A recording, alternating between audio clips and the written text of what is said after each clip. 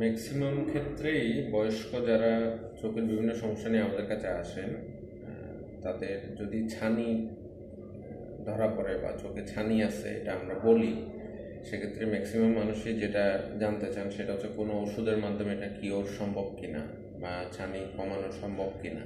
হ্যাঁ, তো স্বভাবগতভাবে আমাদের একটা রিপ্লাই থাকে যে কোনো ওষুধের মাধ্যমে আসলে এটা কমানো সম্ভব না, যেটা ফ্যাক্ট। হ্যাঁ, তো ছানিটা আসলে কেন হয়? ছানিটা হচ্ছে বয়সজনিত সমস্যা, ম্যাক্সিমাম ক্ষেত্রে বয়সের কারণে এটা হয়।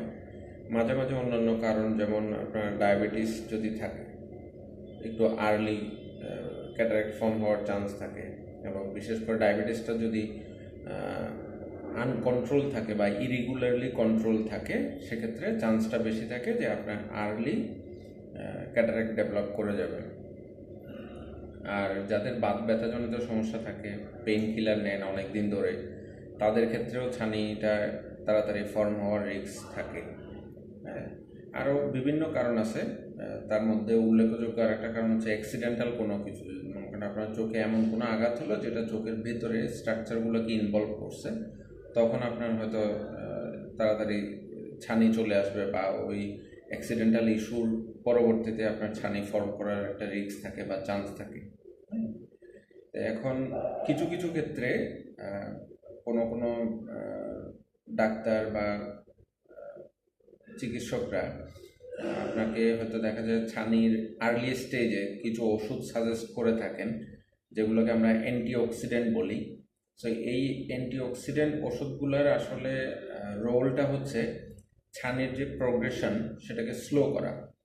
মানে রেগুলারলি বা নর্মালি ছানিটা যে হারে প্রোগ্রেস করবে, অ্যান্টিঅক্সিডেন্ট ক্যাপসুল বা অ্যান্টিঅক্সিডেন্ট মেডিসিন নিলে এটা প্রোগ্রেশন রেটটা একটু স্লো হওয়ার চান্স থাকে। জাস্ট এটাই। এখানে অনেকেই মনে করেন অ্যান্টিঅক্সিডেন্ট ক্যাপসুলগুলো আমি দীর্ঘদিন খেলে হয়তো আমার ছানি চলে যাবে বা ছানি কমে যাবে, বিষয়টা আসলে সেরকম না। জাস্ট ছানির প্রোগ্রেশনটা স্লো করার জন্য আমরা ম্যাক্সিমাম ক্ষেত্রে এগুলো অ্যান্টিঅক্সিডেন্ট ক্যাপসুলগুলো আর্লি স্টেজে দেওয়া হয়। আর ছানির মূল সমাধান হচ্ছে ছানি অপারেশন। একটা নির্দিষ্ট পর্যায়ে গিয়ে যখন ছানিটা আপনার কোয়ালিটি অফ লাইফে হ্যাম্পার করে, হ্যাঁ, বা আপনার ডেইলি লাইফের যে অ্যাক্টিভিটিসগুলো সেগুলোতে ব্যাড ইফেক্ট ফেলে, তখনই আমরা বলি যে আপনি ছানি অপারেশনের জন্য প্রসিড হন বা ছানি অপারেশনের ব্যাপারে আপনি সিদ্ধান্ত নেন। এই এখন অনেক ক্ষেত্রে আবার অনেকেই জানতে চান যে ছানি আসলে যাতে দেরিতে হয় বা ছানি না হয় সেটার জন্য আমি কি করতে পারি। হ্যাঁ, তো নর্মালি আমাদের ফিজিক্যাল হেলথ, হ্যাঁ, আমার ডায়েট, আমার লাইফস্টাইল, এগুলোর উপর কিন্তু এজিং প্রসেসগুলো নির্ভর করে।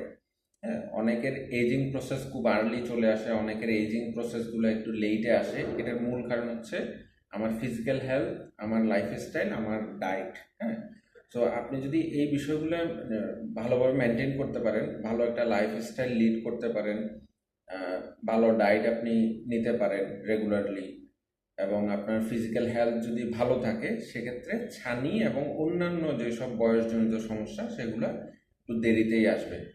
এটা স্বাভাবিকভাবে আমরা এই পরামর্শটাই দিই সবাইকে।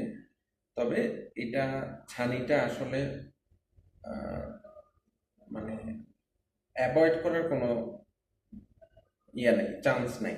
হ্যাঁ, এটা নর্মালি ন্যাচারাল একটা প্রসেস, একটা স্টেজে গিয়ে এটা আসবে। কারো একটু দেরিতে আসে, কারো একটু আর্লি আসে, ডিফারেন্সটা এতটুকু।